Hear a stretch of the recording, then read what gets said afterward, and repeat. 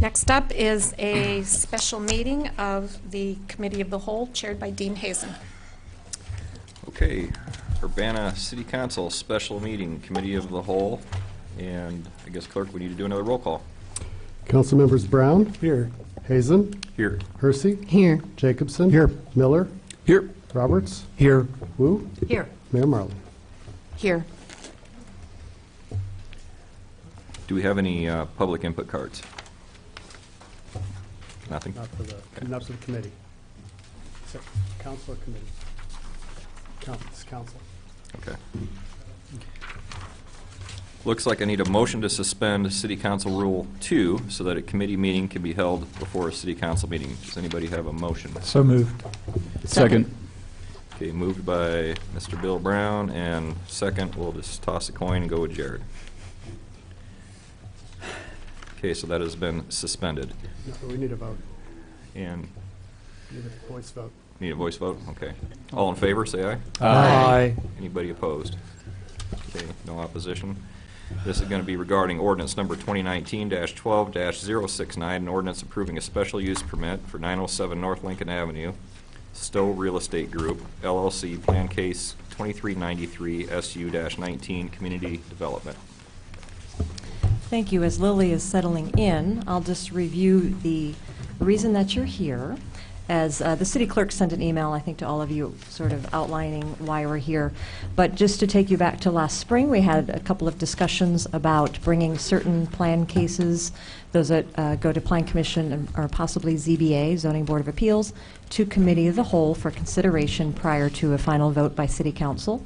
So what we're doing here is employing one of the options that was presented to you last spring. That is where we have a special Committee of the Whole meeting. If you choose to have a final vote, you could send it to the City Council meeting that immediately follows this meeting. If you choose to instead want to have a further discussion on the item beyond tonight, you could send it to the Committee of the Whole meeting, the regular Committee of the Whole meeting next week. Or if you think that by next week you might be ready for a final vote, you could send it to a special City Council meeting next week. And the other option, of course, is to send it to the next regular City Council meeting on December 16th, or frankly any time thereafter, but I'll just outline those four options. So with that, unless you have a question on this process that we're trying out tonight, if Lily's ready, I'll turn it. Can I be recognized? Dean. Oh, Dean. Look in the wrong direction. I just want to thank you for placing this, which is rather a more complex issue concerning the Planning Commission and the Zoning Commission cases to come to us first in the Committee of the Whole. I think it allows the city and the viewing public a chance to hear the process and the considerations that we're going to be discussing, and we have the option of then to making a final decision in 1 week if we want. But if we feel like the resolution is an easy one that we can achieve tonight, then we can do it faster. But I think it serves the public, and it certainly serves my interests in transparency to allow this to take place this way. So I appreciate it very much. All right. Good evening. I'm going to try to make this concise but brief. Stowe Real Estate Holdings, LLC has applied for a special use permit to allow a plasma collection facility at 907 North Lincoln Avenue. Plasma collection facilities are not specifically listed in Table 5-1, Table of Uses in the zoning ordinance, but they are most closely related to medical clinics, which are allowed with a special use permit in the R5 medium-high density multiple family residential zoning district. A related request to rezone the property from R5 to B3 general business was unnecessary for the proposed use and has been withdrawn. To go over a little bit about the site is approximately 2.6 acres. It's located south of King Park on Lincoln Avenue. It is zoned R5 ever since the former senior care center was established in the 1960s. The site was identified as community business in the 2005 comprehensive plan. In 2012, the Senior Care Center was closed. They cited renovations, but it never reopened. And in 2017, the site was sold to. The facility was never reopened, and in 2017 was bought by the current owner with the intention of demolishing the vacant Senior Care Center and selling the site to a developer. Stowe Group, the applicant, is a developer. They specialize in building plasma collection facilities. The proposed use of the site is a single-story, 11,000 square foot medical building. KED Plasma USA would be the tenant for Stowe Group property. The facility would have 42 plasma donation beds, 25 to 30 staff on site at any one time, and 50 to 60 total staff. Stowe Group anticipates that, on average, 140 to 150 people will donate plasma per day.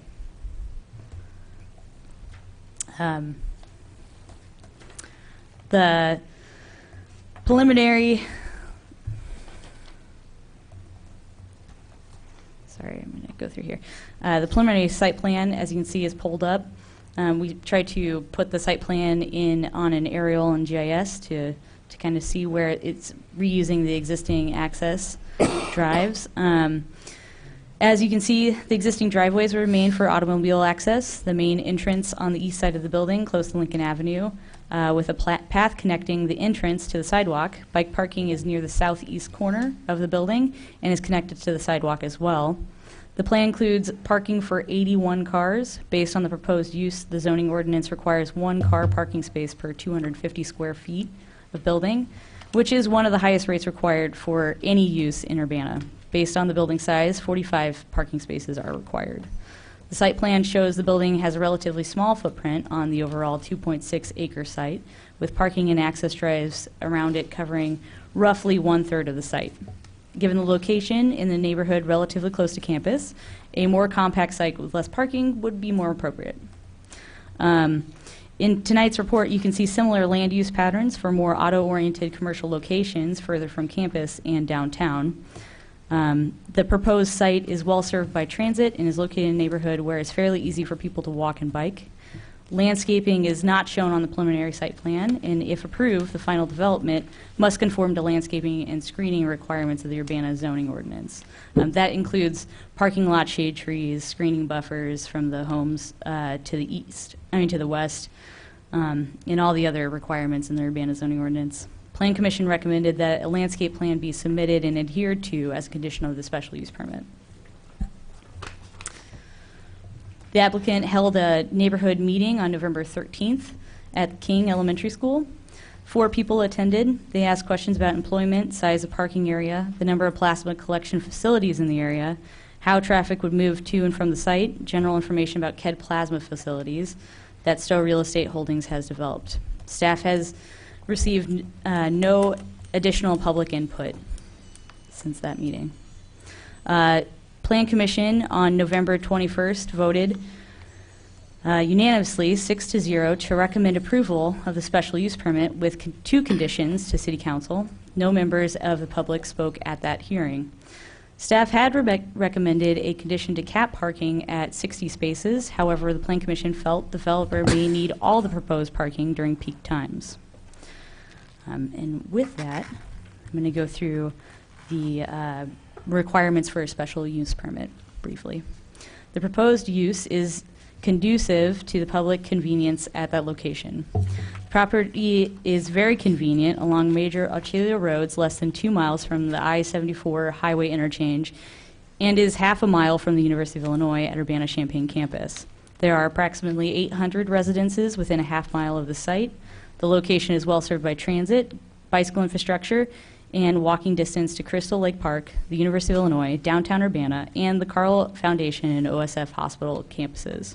The property is in a prime location to serve many communities, but the auto-oriented style of development may make it more difficult for people to walk and bike to the proposed development. The applicant indicated to staff that they are interested in building a bus shelter or pad on Lincoln Avenue in front of the proposed building, and they have reached out to CUMTD to discuss that possibility. An additional condition tonight has been proposed if council chooses to approve the special use permit with conditions. The second criteria for a special use permit. The proposed use is designed, located, and proposed to be operated so that it will not be detrimental to the district of which it shall be located. The use is compatible with the size and traffic of Lincoln Avenue and is similar to nearby medical and related uses. The future land use for the area is identified as community business, which calls for development that is compatible with the surrounding neighborhood and that is accessible to people walking, biking, and taking transit, in addition to those arriving by car. The site plan makes some accommodations for transit riders with an area identified as a potential bus shelter, and it places the building close to Lincoln Avenue to make it more accessible for people walking to the site.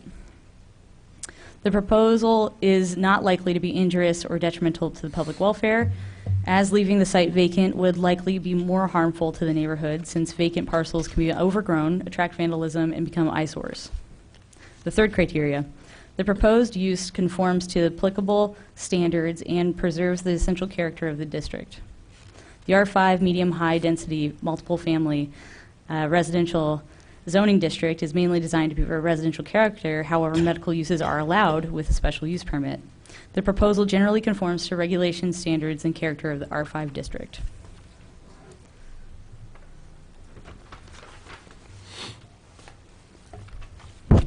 City Council, if sent to City Council tonight, would have the following options with this case. The first one would be to approve the ordinance with no conditions, to approve the ordinance with conditions, or deny the ordinance. At their November 21st meeting, Plan Commission voted with 6 yeas and 0 nays to forward the special use permit request to City Council with the recommendation of approval with the following conditions. 1, that the applicant submits a landscape plan prior to issuance of any building permit to ensure that proposed landscaping and screening conforms to the City of Urbana zoning ordinance standards for screening and required landscape buffers. 2, that the development shall be constructed in general conformance with the attached preliminary site plan and approved landscape plan. Additionally, staff recommends a third condition, as I mentioned earlier, that the applicant provide a bus shelter along Lincoln Avenue if CUMTD determines a shelter would be appropriate for this location. Staff likewise recommends approval, and the applicant is here tonight. Any questions for city staff? Eric? Who passes on the landscaping plan? Right, so there, all the regulations in the landscaping plan is in the zoning ordinance, and so that would be building and planning building permit review.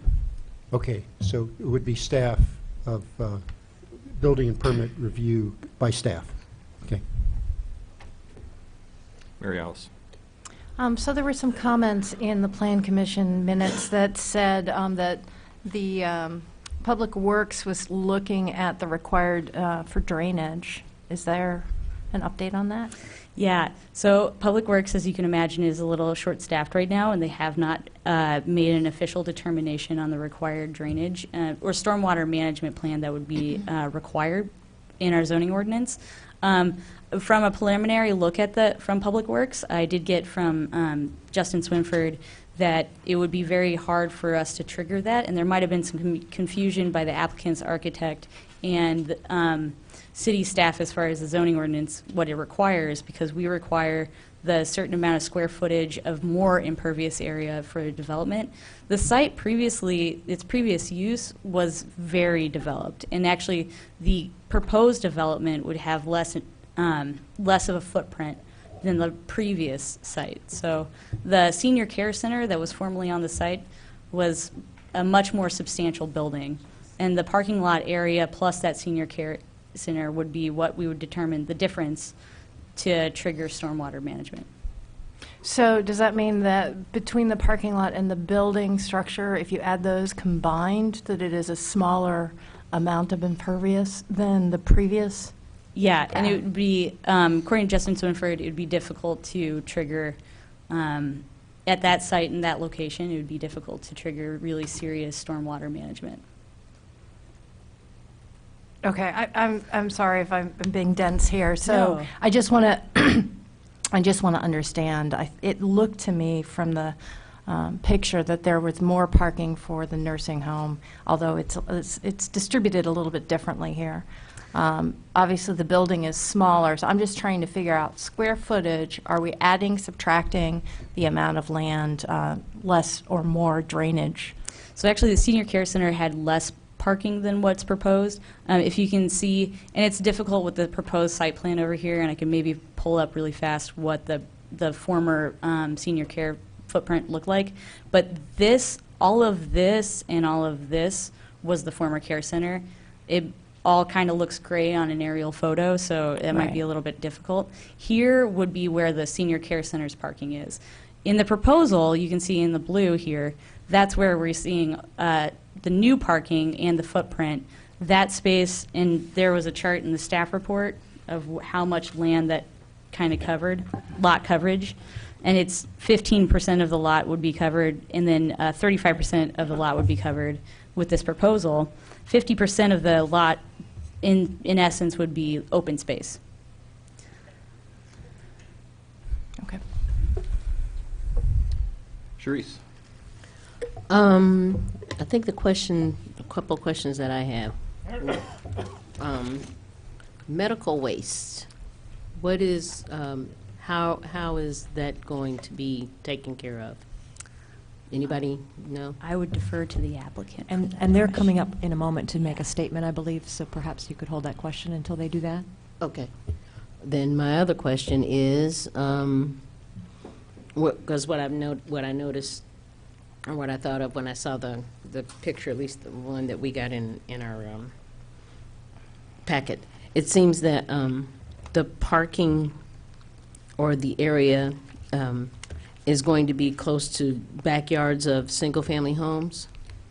Yeah, and that would be screened in our zoning ordinance. Okay, and also, is there going to be some kind of soundproofing, so to speak? Mainly, and I ask that because there are going to be full-size semi-trucks going to pick up or drop off plasma, I'm not sure which one,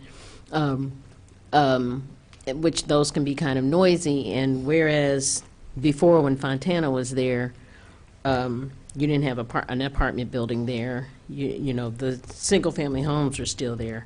But I just want to make sure that the people that are living in that area are not going to be disturbed with extra noise coming from semi-trucks and such.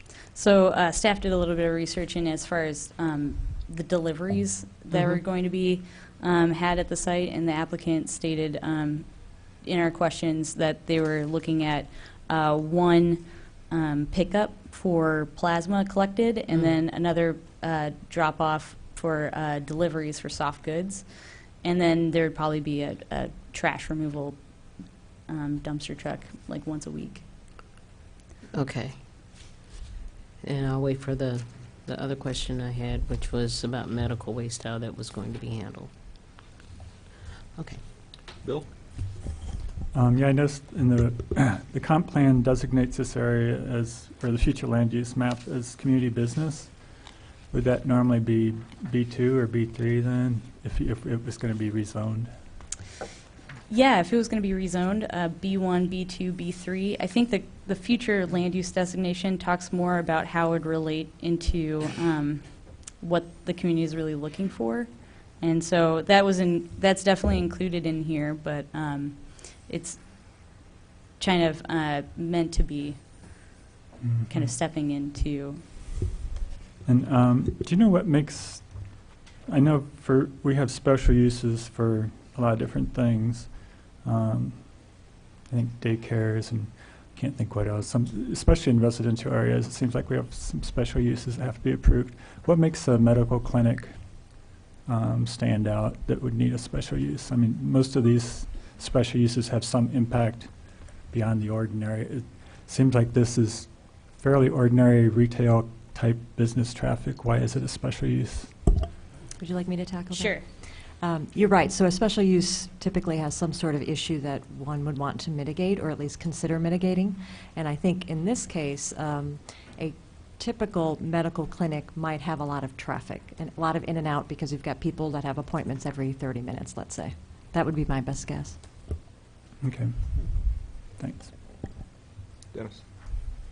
Yeah, I did have a conversation with a representative from the Stott Real Estate Holdings LLC this afternoon by phone.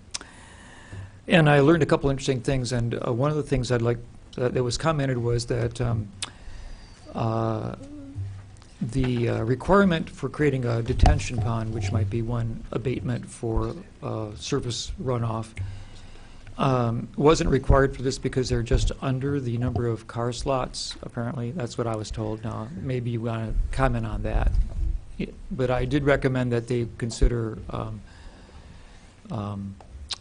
natural gardening, the rain gardens, and other things. I think I actually mentioned in the conversation in the Planning Commission discussion. So, and I understand that they maybe when they come up and talk to us, they'll comment about their interest in that as a mitigation feature for that.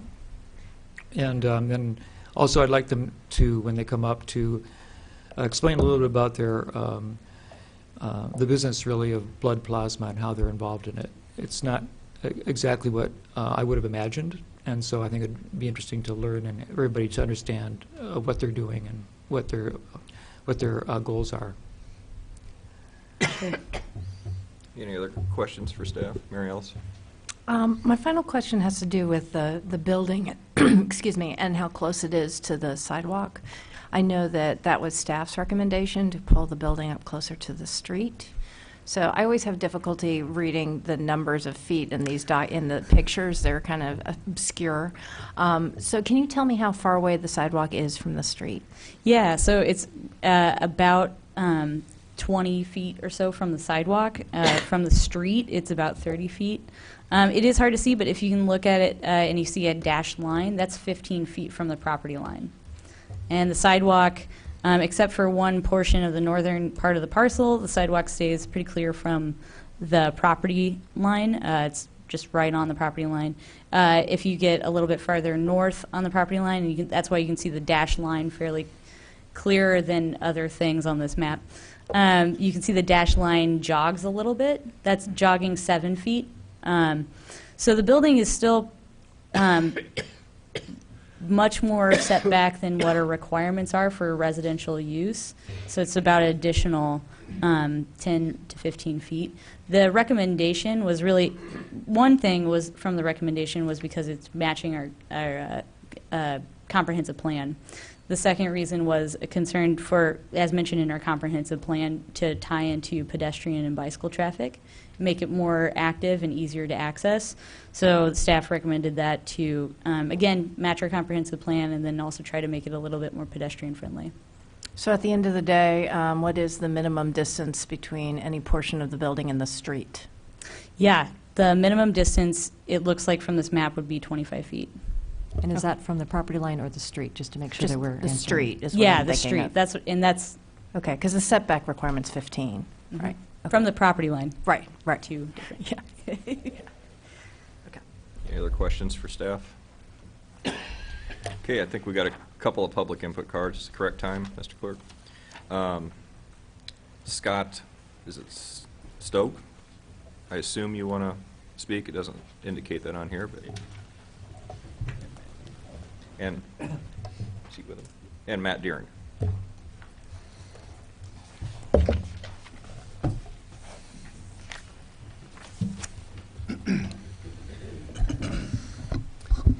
Good evening, everyone, and thank you for having us here tonight. My name is Matt Deering. Excuse me. I'm with the Meyer Capel Law Firm in Champaign, and I have with me tonight Scott Stow from the Stow Development Group, our client and proposed developer. I'll make my comments short and essentially say that we do appreciate the staff and the Planning Commission's approach and analysis and consideration of this matter, and the decision to recommend approval, even with the 3 conditions, including the one proposed tonight. Essentially, we agree with the recommendation. We appreciate the recommendation, and we would urge the council to go forward accordingly. With that said, I have Scott here this evening, and I'm sure you're more interested in hearing from him. So I will end and open it up for any questions that you all have. Sharice? Hello again, Mr. Stowe. My question was about medical waste and how that was going to be dealt with, because it's not, I know it's not just the blood products that will be tossed, but it also needles, tubes, you know, all that kind of stuff. Absolutely, and I can actually address your sound question as well if you'd like. But to start with biohazards, we call them. So in each facility, these are all regulated highly by the FDA, as well as the EMA, which is the European FDA, as well as the German Health Authority. They have very strict requirements about disposal of waste. Not the EPA, too? I do not believe so. Oh, my. There's a biohazard room that has to remain locked, not open to the public, only the manager of each facility. Each biohazard room has to have a vacuum with regard to HVAC so that no contaminants come back into the rest of the facility. Biohazards are then picked up. They have to have a door to the outside of the facility. Biohazards are picked up just like they are picked up at other medical facilities, hospitals, urgent care facilities on a bi-weekly basis, so every 2 weeks. So that's how they're... So will those biohazards be going into our local landfills, or? They're disposed of with... Incinerator? Yeah, as the same as any other biohazards would be. I'm not 100% sure how that process. I'm not as much on the waste management side as I know about plasma collection. Okay.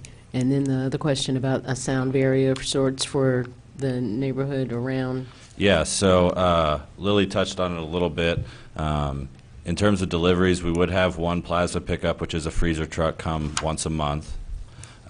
In terms of deliveries, these are typically done by smaller box trucks for soft goods, needles, tubes that are used for each donation. And those come once every 2 weeks.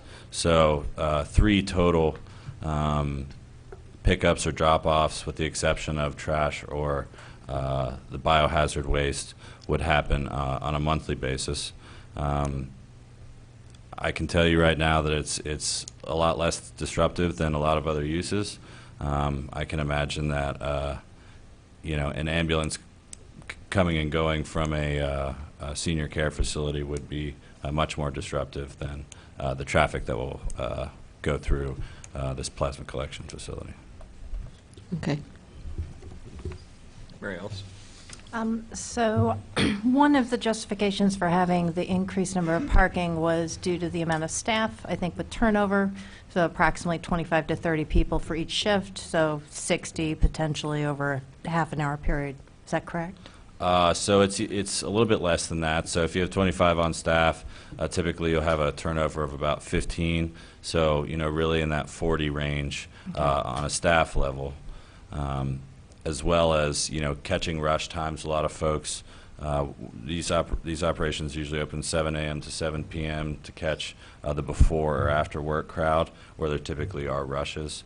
So it's really to accommodate, the increase in parking is to accommodate those rush periods, and it will, having enough parking will allow people to park on site as opposed to parking on, say, the cul-de-sac that runs on borders King Street or King Park. Washer Drive. So this is really our sweet spot for the amount of parking that we need, and we've built several of these facilities. Obviously, with the size of the site plan, we could have asked for more parking, but we felt that this was adequate. So I think that you have 42 beds, if I remember correctly. Yes, 41, ma'am. 42. And there was some discussion about the surge times, Yes, and ma'am. that there might be wait times, so to speak. Sure. So I'm wondering if you have any kind of estimates in terms of, generally speaking, from 7 to 9, we might have 10 people waiting. I'm just trying to get an estimate of Sure. those high frequency. No, absolutely. That's a great question. So to understand wait times, you have to understand the process a little bit. So if you're a new plasma donor coming in to donate, you have to be screened for a full physical. So your first donation, including the physical and the donating period, might be 3 hours. Now, if you're a return customer or a repeating donor, you don't have to go through a physical as long as you've had one at the facility within the past year.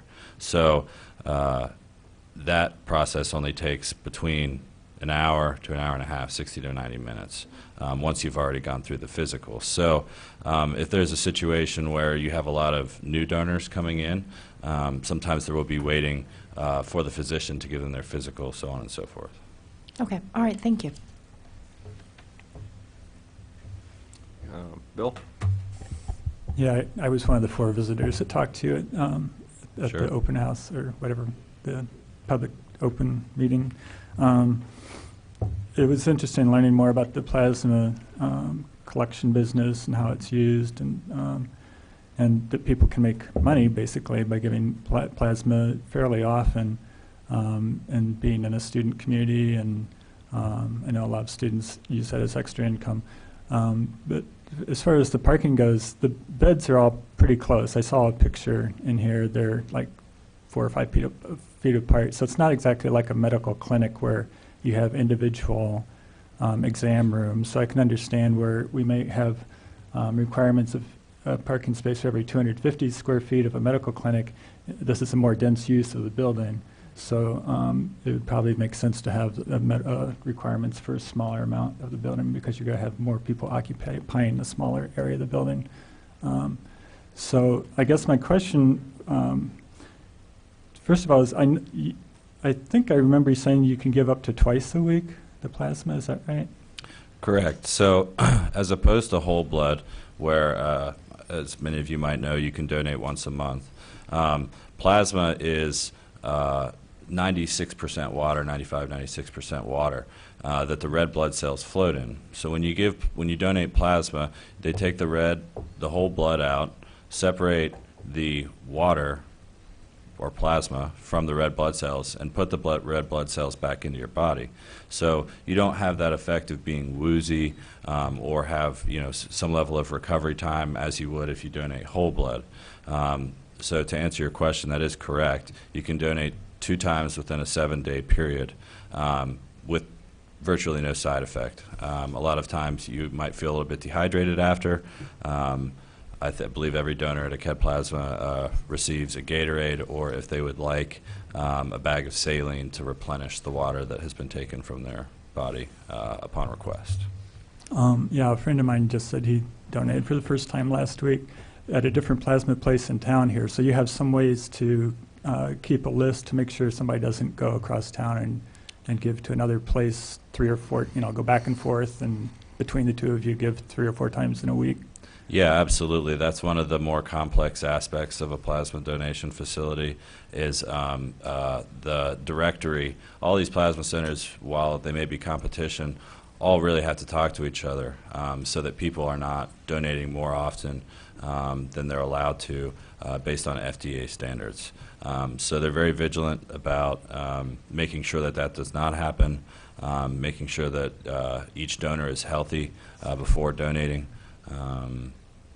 So, yeah. And if you start giving at one clinic, can you switch to a different clinic, or are you kind of locked into that one clinic for a while? Absolutely, you can switch to a different clinic, as long as you don't donate with more than you're allowed to 2 times within a 7-day period. You're absolutely free to go to other clinics around town, although you do have to live within a certain radius of where you donate. I believe it's 30 miles.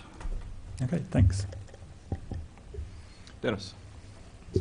Yeah, I appreciated the comments that were brought forward that your company, Scott, would be trying to keep whatever large trees are already on the property, if you can, in the footprint of the building and the layout. Sure, absolutely. Along Lincoln, I was struck by, there's a lot of trees lining in between the two driveways that are existing, the two curb cuts. So we wanted to make sure to keep those, absolutely. I think it adds to the streetscape of Lincoln Avenue. It's a beautiful street as you're coming, I come from Cincinnati, so when I get off at 74 and go south on Lincoln, it's really, what you see, the street you go down before you get to campus. As you move back onto the site, I would say that there are 3 trees that are really, in my opinion, are gorgeous hardwood trees that we want to save. There's 2 walnut trees towards the back of the site, as well as a large sycamore tree that is, if you see on the northwest corner of the building, and obviously the site plan might be a little bit off the way it's laid out on the aerial view of the map.